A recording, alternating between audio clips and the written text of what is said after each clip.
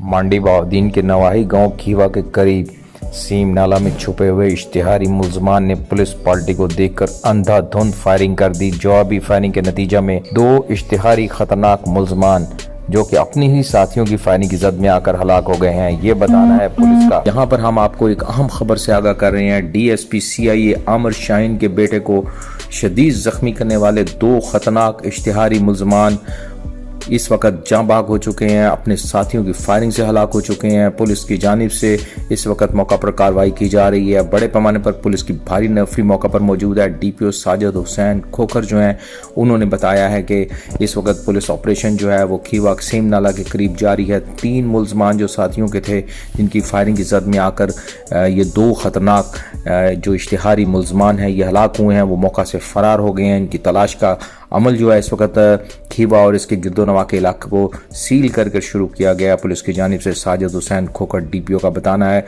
कि हलाक होने वाले किराए के कातिल और नवाही गांव खीवा के रिहायशी बताए जाते हैं। DPO साजिद हुसैन खोखर ने बताया कि साथियों की फायरिंग से हलाक होने वाले मुलजमान की शनाख्त रिजवान उर्फ जानी और इमरान उर्फ डॉक्टर के नाम से हुई है और ये नवाही गांव खीवा के रिहायशी हैं। पुलिस की जानिब से बताया गया कि रिजवान उर्फ जानू ने फेसबुक पर शूटर जट के नाम से अपनी ID बना रखी थी। बदनाम जमाना किराए के कातिल ने चंद दिन केवल पुलिस कांस्टेबल शाहिद के 9 उम्र भाई को भी बेदर्दी के साथ कत्ल किया था। ताहम